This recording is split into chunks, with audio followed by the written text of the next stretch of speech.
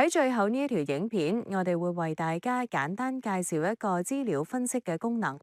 呢個功能可以俾我哋一次過了解一組數據嘅量化統計數值，包括平均數、中位數、最大、最細等等，幫助我哋整理、總結同呈現數據，令數據變得更易理解。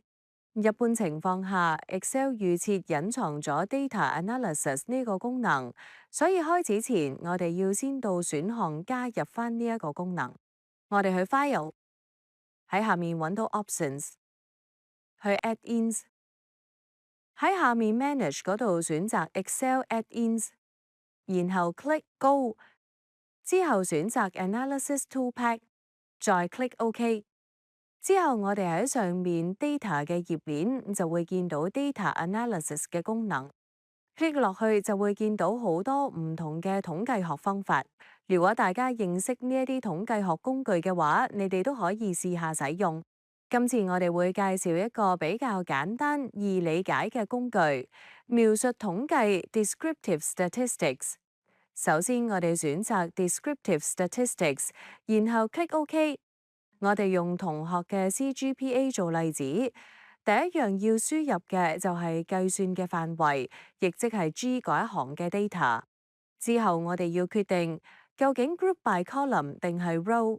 由於我哋呢個 dataset 嘅每一行，即係每一個打直嘅 column，都表示一個學生可以有嘅一個數據項目，包括名、學分、CGPA 等等。